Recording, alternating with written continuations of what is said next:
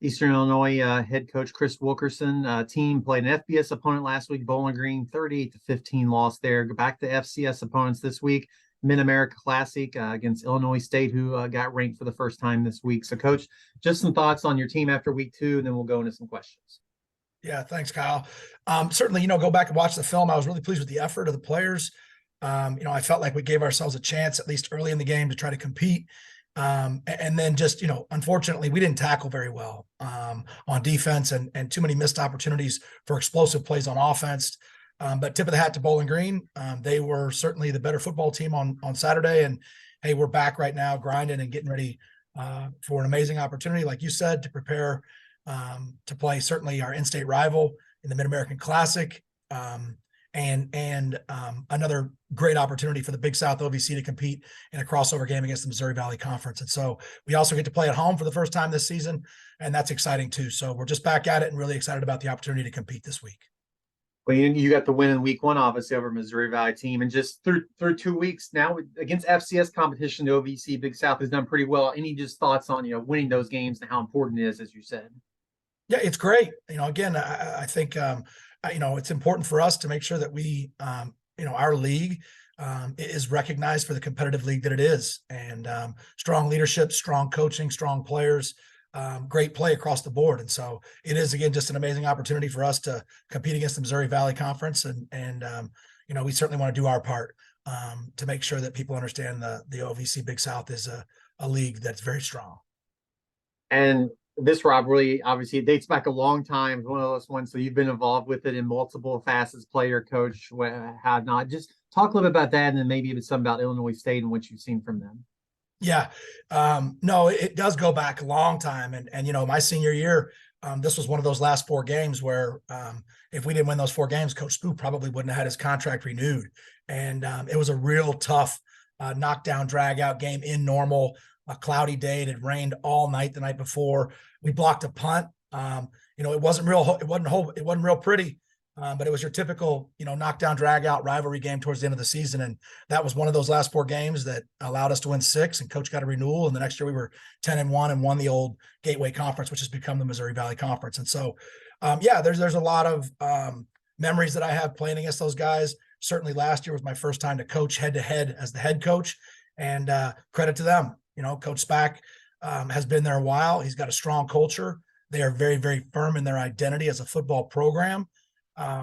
They're very well coached on defense. They know exactly what they want to do. They match patterns as good as anybody in the country.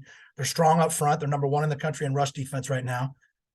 They're number 1 in the country in total sacks, or number 1 in total sacks. And then offensively, their quarterback has been phenomenal, taking care of the football and being accurate.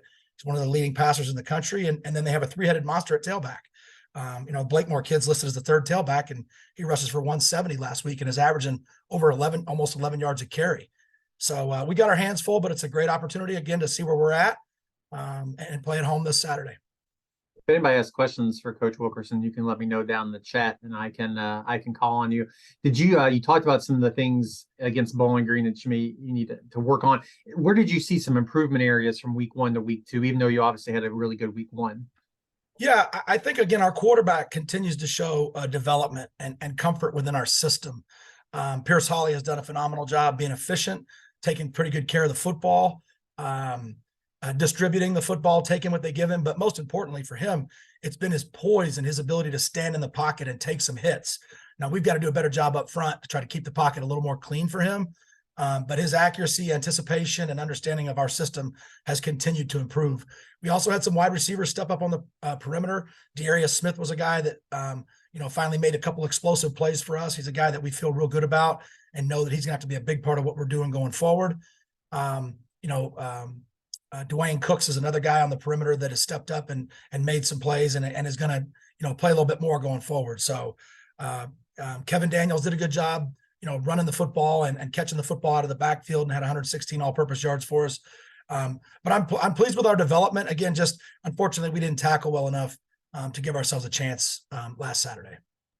I believe 9 different people caught a pass too. So in that game, is that sort of the plan, like spread it around, get as many people involved in that passing game as possible? Yeah, I think, you got to take what they give you now. And that's the thing Pierce has done such a good job of is, understanding the coverage and understanding the concepts and where the space is, and taking what they give him. And that's allowed his efficiency to continue to improve, and his understanding of our offense and the timing. So, our special teams, again, have continued to improve. Our place kicker certainly was out again last week. It remains to be seen whether Stone Galloway will be our place kicker this week, but we did have another young man step up, Julian Patino, his first opportunity, and he put a 30-yard field goal through, and feel real good about what he's done in practice. He was one of those late additions for us. What was a player when I got here, decided to finish his career on the soccer pitch, and came back out for the football team last week, and has done a really good job. So Julian will be our place kicker this weekend if Stone's not ready, and if Stone is ready, then certainly we'll use him on Saturday. We got John I know John, he just answered your question. Do you have another one? Feel free to ask Coach here. You can just unmute yourself and ask away. John and I go way back. Skip? How are you, man? I'm doing well, brother. How are you doing? I'm doing well. Obviously, you guys have been pretty balanced. Defense has stepped up, but Cooper Willman, how was his lower body injury from last week? Yeah, so Cooper won't play this week. Okay. He's still a week away, probably maybe 2 more weeks. But we hope to get him back for the conference games. That's our goal right now with him. The punting game's been pretty solid with a true freshman. That's been a nice plus for you guys. Yeah, so Jacob Horvath has done a great job. Kyle Derrickson, our special teams coordinator, does a really nice job with all of our units. Jacob has certainly done a good job putting the football when asked. Last Saturday was the first opportunity he's ever had to actually carry a football in a gridiron football game. And he gained 23 yards and got the first down for us on the fake punt. And he got smashed pretty good. So he's got a little rug burn, but he did take care of the football and got the first down. And he's awesome. I mean, he has a blast and plays with some energy, and has come to us from Australia. So he's been a great addition. You talk about ISU's running game. You guys have 3 pretty good backs as well. Are you guys at your best when you're really balanced between the run and the passing? Oh, I think you have to be. When you become just drop back and just throw it all over the yard 70 times, it makes it a little more difficult to take care of the football and keep your quarterback upright. So, but I think you got to take what they give you, and it's all real numbers. So, like I said, Illinois State is so well coached. They've got such a good feel for what they want to do and why they do it. The numbers that they put in the box, they almost dictate that you need to throw the football, and then they trap you. And Coach Spack has his PhD certainly in defense, and he's always been very, very good, and one of the original guys of some of the pattern matching or pattern reading cover 2 concepts, and they do a very good job teaching it. Their players know exactly where they're supposed to be and how to match every route concept. And so when you see them on tape this year, it's no different.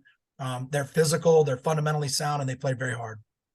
One of the things they've changed a little bit this year is obviously an up-tempo offensive style. How do you prep for that a little bit more in the week prior?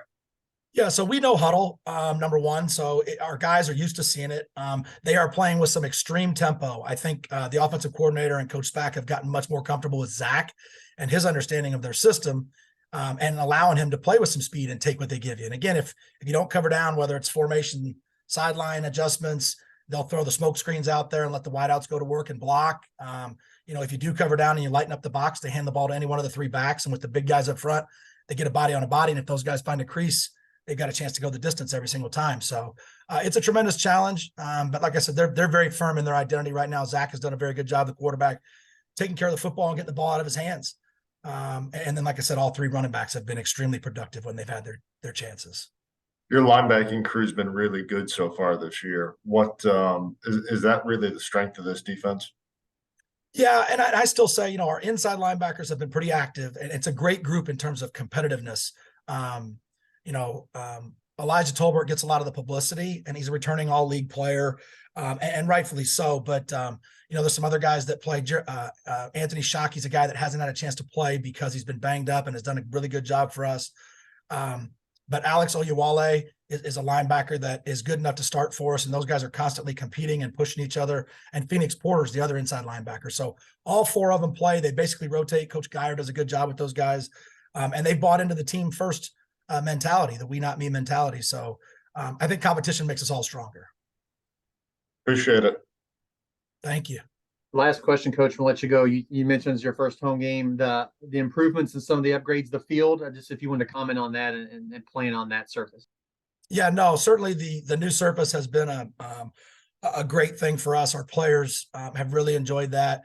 It's certainly much more safe probably than the old surface. And we've taken a great deal of pride in our facility, and we are rebuilding.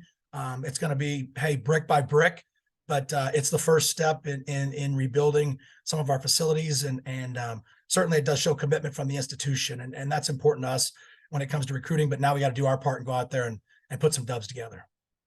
Coach, thanks for your time this morning. Best of luck this weekend. We'll talk to you next Tuesday. Appreciate it, Kyle. Thanks a million. Go Panthers.